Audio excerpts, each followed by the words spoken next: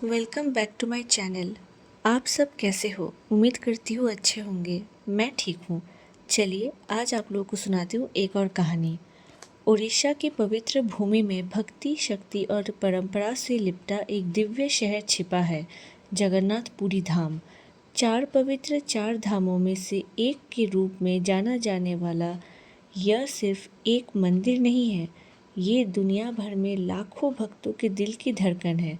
लेकिन ऐसा क्या है जो इस धाम को किसी और से अलग बनाता है? आइए इस आध्यात्मिक यात्रा की शुरुआत सब मिलकर करें। जगन्नाथ की पवित्र भूमि पुरी, जिसे लोकप्रिय स्थानीय नाम श्री क्षेत्रम से भी जाना जाता है, कि हिंदू धर्म ग्रंथों में कई प्राचीन नाम हैं, जैसे ऋग्वेद, मत्स्य पुराण, ब्रह्म पुराण, स्कंद पुराण और कपिल पुराण। ऋग्वेद में विशेष रूप से इसका उल्लेख पुरुषमंदम ग्राम से जाना जाता है, जिसका अर्थ है वो स्थान जहाँ संसार के निर्माता देवता का निवास था। मदला पंजी के अनुसार प्रथम जगन्नाथ मंदिर का निर्माण मालव वंश के राजा इंद्रद्युम्न ने करवाया था, जिसका उल्लेख महाभारत और पुराणों में मिलता है। इंद्रद्युम्न ने जगन्नाथ के लिए दुनिया का सबसे ऊंचा स्मारक बनवाने का प्रस्ताव रखा। ये 1000 हाथ ऊंचा था। उन्होंने ब्रह्मांड के रचयिता ब्रह्मा को आमंत्रित किया ताकि मंदिर और मूर्तियों की प्राण प्रतिष्ठा की जा सके। जगन्नाथ मंदिर की उत्पत्ति के बारे में पारंपरिक कहानी ये है कि द्वापर युग के अंत में जगन्नाथ की मूल छवि इंद्रनील मणि या नीले रत्न के रूप में तट के पास एक बरगद के पेड़ के पास प्रकट हुई थी। यह इतना चमकदार था कि ये तुरंत मोक्ष प्रदान कर सकता था, इसलिए भगवान धर्म ने इसे धरती में छिपाना सही समझा। कलयुग में इंद्रद्युम्न उस रहस्यमय छवि को खोजना चाहते थे और ऐसा करने के लिए उन्होंने अपने लक्ष्य को प्राप्त करने के लिए कठोर तपस्या भी की। तब विष्णु ने उन्हें पुरी के समुद्र तट पर जाने के लिए कहा और वहां उन्हें एक तैरता हुआ लट्ठा मिला। फिर इंद्रद्युम्न को लकड़ी का लट्ठा मिला। उन्होंने ये एक यज्ञ किया जिसमें से नरसिंह प्रकट हुए और निर्देश दिया कि नारायण को 4 गुना विस्तार के रूप में बनाया जाए, यानी परमात्मा को वासुदेव, उनके व्यू को संकर्षण बलभद्र, उनकी योगमाया को सुभद्रा और उनके विभव को सुदर्शन के रूप में बनाया जाना चाहिए। इसके बाद विश्वकर्मा एक कारीगर के रूप में प्रकट हुए और पेड़ से जगन्नाथ, बलभद्र और सुभद्रा की मूर्तियां तैयार की। जब ये लकड़ी प्रकाश से चमकती हुई समुद्र में तैरती हुई दिखाई दी तो नारद ने राजा से कहा कि इसे 3 देवता बनाएं और उन्हें एक मंडप में रखे। इंद्रद्युम्न ने देवताओं के वास्तुकार विश्वकर्मा से देवताओं को रखने के लिए एक भव्य मंदिर बनवाया और विष्णु स्वयं देवताओं को बनाने के लिए एक बढ़ई की आड़ में प्रकट हुए, इस शर्त पर कि उन्हें तब तक अप्रभावित छोड़ दिया जाएगा जब तक वे काम पूरा नहीं कर लेते। लेकिन 2 सप्ताह बाद ही इंद्रद्युम्न की रानी गुंडीचा बहुत चिंतित हो गई। उन्होंने सोचा कि बढ़ई मर चुका है, क्योंकि मंदिर से कोई आवाज़ ही नहीं आ रही थी। इसलिए उन्होंने राजा से दरवाज़ा खोलने का अनुरोध किया। इस प्रकार वे काम पर विष्णु को देखने गए, जिस पर भगवान ने अपना काम छोड़ दिया, देवताओं को अधूरा छोड़ दिया। देवता के हाथ नहीं थे, लेकिन एक दिव्य आवाज़ ने इंद्रद्युम्न को मंदिर में उन्हें स्थापित करने के लिए कहा। यह भी व्यापक रूप से माना जाता है कि देवता के हाथ न होने के बावजूद वे दुनिया पर नज़र रख सकते हैं और इसके स्वामी हो सकते हैं। जगन्नाथ मंदिर के रहस्यों में एक पवित्र परंपरा भी छिपी है।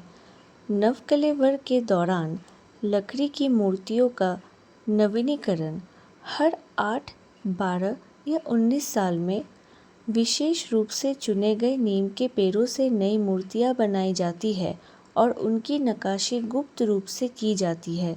21 दिनों के भीतर पूरा होने वाला यह अनुष्ठान कोयली वैकुंठ के पास श्रद्धापूर्वक दफन की गई पुरानी मूर्तियों की जगह लेता है।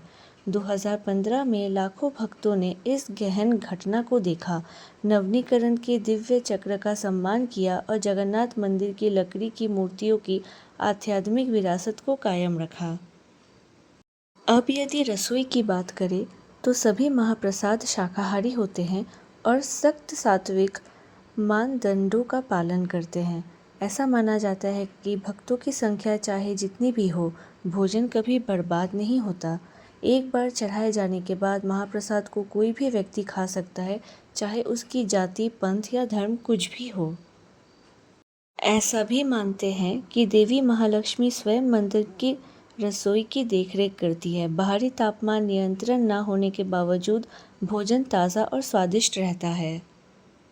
जगन्नाथ मंदिर परिसर के अंदर दुनिया की सबसे बड़ी रसोई में महाप्रसाद पकाया जाता है, जिसे रौसा घर कहा जाता है। महाप्रसाद खास रूप से जगन्नाथ मंदिर पुरी के अंदर पवित्र किए गए भोजन के लिए आरक्षित है। जगन्नाथ मंदिर के रहस्यों में से एक रहस्यपूर्ण रहस्य सुदर्शन चक्र भी है, जो रहस्य और आश्चर्य से घिरा हुआ है। 1 टन वजनी यह चक्र बिना किसी मशीनरी के मंदिर के ऊपर रखा गया है, जो काम करने वाली दिव्य शक्ति का संकेत देता है। फिर भी एक और रहस्य इसकी वास्तुकला डिज़ाइन में निहित है। चक्र पारंपरिक सिद्धांतों को धता बताते हुए हर कोण से एक समान रूप प्रस्तुत करता है। एक प्राचीन तकनीक से तैयार किया गया यह पवित्र चक्र अपने रूप में समरूपता और उत्कृष्टता का सार रखता है। एक और ख़ास बात यह है कि आपको कभी भी इस मंदिर की परछाई नहीं दिखेगी, चाहे सूर्य कहीं भी हो या समय कोई भी हो। ये मंदिर आज भी उतना ही रहस्यमय है जितना ये पहले था। देवी लक्ष्मी क्रोधित हो जाती है आषाढ़ शुक्ल पक्ष की पंचमी, जिसे हेरा पंचमी के नाम से भी जाना जाता है। देवी लक्ष्मी भगवान जगन्नाथ से मिलने गुंडीचा माता मंदिर जाती है, लेकिन दर्शन न मिलने के कारण वे क्रोध में आकर रथ का एक हिस्सा तोड़ देती है और वापस मुख्य मंदिर में आ जाती है। रथ यात्रा के 9वें दिन भगवान वापस लौटते हैं और देवी लक्ष्मी अपने सेवकों के साथ भगवान से मिलती है। देवी को प्रसन्न करने के लिए भगवान जगन्नाथ उन्हें अपनी माला भेंट करते हैं। आखिरकार द्वादशी के दिन भगवान जगन्नाथ वापस लौटते हैं। अपना क्रोध दिखाते हुए देवी लक्ष्मी दरवाज़ा बंद कर देती है, लेकिन भगवान द्वारा अपनी हार स्वीकार करने के बाद वे दरवाज़ा खोल भी देती है। ये प्रथा आज भी चलती आ रही है। आज भी रथ का चक्का अपने से निकल जाता है। जगन्नाथपुरी मंदिर के रहस्य में एक और बात शामिल है, जिसमें मंदिर के ऊपर कुछ भी नहीं उड़ता।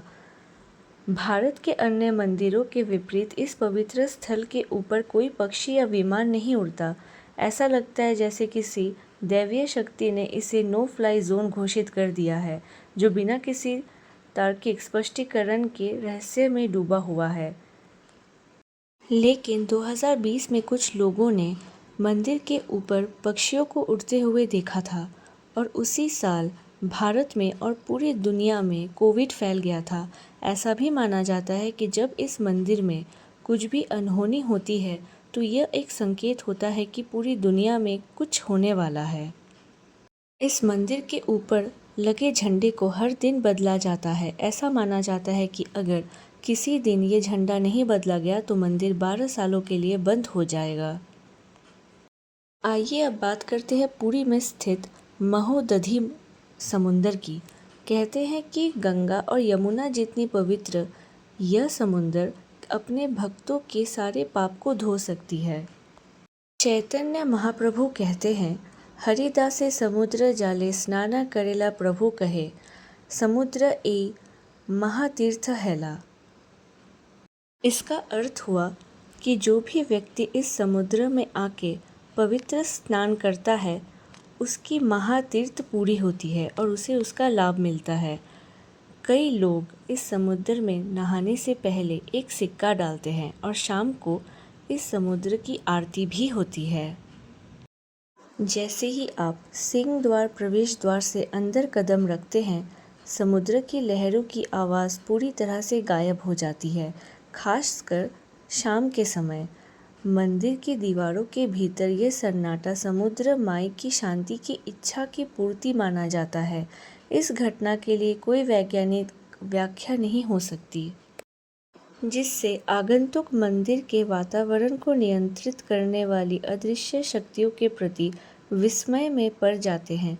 वास्तव में शांत जल जगन्नाथ मंदिर के बारे में सबसे आकर्षक रहस्य में से एक है। वीडियो को देखने के लिए आपका बहुत बहुत धन्यवाद। प्लीज़ लाइक करें, कमेंट करें, शेयर करें और इस चैनल को सब्सक्राइब करके इस परिवार का हिस्सा बन जाएं। अपना और अपने परिवार का ख्याल रखिए। जय हिंद।